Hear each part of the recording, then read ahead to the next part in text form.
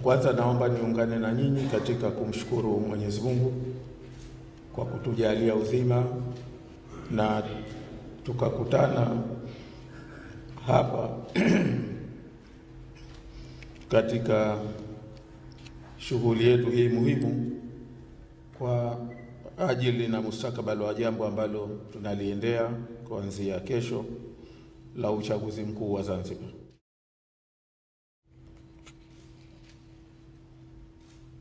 La pili, naomba nichukue fursa hii kuwashukuru kwa dhati kabisa ndugu zetu waandishi wa habari, wahariri na waandishi wa habari kwa kuitikia mwaliko huu na kwa kuendelea kushirikiana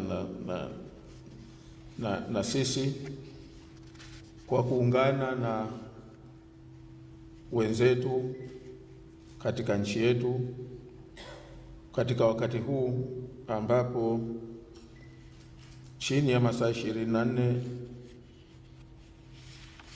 tutaingia katika kipindi muhimu katika historia ya nchi yetu, kipindi cha kufanya maamuzi ya kuinusuru Zanzibar. Ndugu wahariri na waandishi wa habari, tumewaita kwa malengo makuu matatu. La kwanza, kuwapeni muhtasari wa mwenendo wa kampeni zetu za urais zilizomalizika jana. Kwa ufupi ni campaign briefing. La pili, kueleza taifa kuhusu kile kinachojiri kuanzia sasa kuelekea upigaji wa kura na baada ya hapo. Na jambo la tatu ni kusikiliza kutoka kwenu maoni na ushauri wenu, ili na sisi kama chama kinachotarajia kuunda serikali ijayo kuweza kuyafanyia kazi. Kwa hivyo, kwanza, kama nilivyotangulia kueleza kuhusiana na muhtasari, naomba nieleze kwamba ndugu zangu wanahabari, tunatoa shukrani za dhati kwa umma wa Zanzibari. Mimi kama mgombea na timu yetu ya kampeni tumeridhishwa sana na jinsi walivyojitokeza kwa wingi katika shughuli zetu mbalimbali za kampeni. Katika muda wa takriban mwezi na nusu tumefanya mikutano na mijumuiko ipatayo 75. Leo unakuwa ni wa 76 kwangu mimi kusimama na nikahutubia wenzangu katika suala hili la kampeni. Kote Unguja na Pemba tumekutana na wananchi mmoja na kwenye makundi yao, mijini na vijijini, masokoni, mabandarini na sehemu mbalimbali. Kipindi hicho kampeni haikuwa tu nafasi ya sisi kueleza sera zetu, bali kimekuwa kipindi tulichoongezewa ujuzi, maarifa na mikakati ya utekelezaji kutoka kwa wananchi.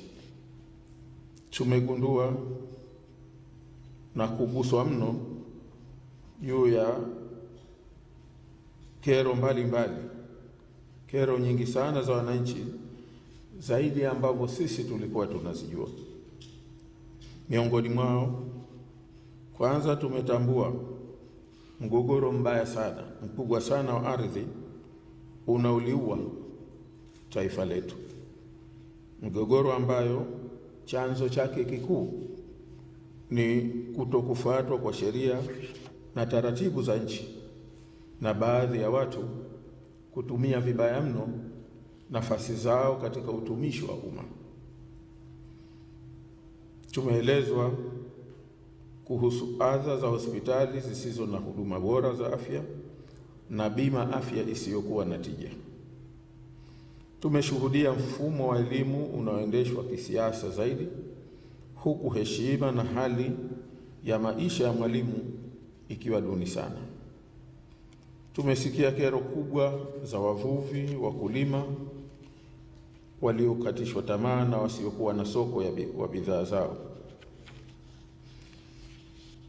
Tumeelezwa hali ya kusikitisha mno ya kero za wafanyabiashara, waagizaji wa bidhaa juu ya kudorora kwa huduma za bandari ambazo zimesababisha baadhi ya wafanyabiashara kufilisika na wengine kupata hasara kubwa, hasa mwezi wa Ramadhani uliopita.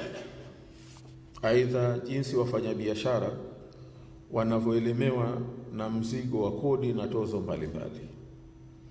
Tumejionea jinsi raia wanavyonyimwa haki za kimsingi kama vile vitambulisho na vyeti vya kuzaliwa.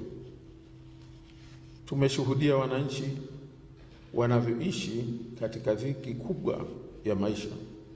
Wananchi walio wengi wanataradadi kupata mlo mmoja kwa siku kutokana na umaskini uliokithiri. Tumeshuhudia kukata tamaa kwa vijana kwa kukosa ajira mijini na vijijini. Tumeshuhudia wasiwasi wa wazazi kutokana na mporomoko mkubwa wa maadili katika jamii. Hayo ni machache na mengineyo ambayo yalikuwa sauti halisi ya Wazanzibari ikiomboleza jinsi Zanzibar yetu ilivyo na udhaifu mkubwa kwenye utawala, utoaji wa haki na huduma za kijamii. Mustakabali wake unatishiwa na matumaini yao,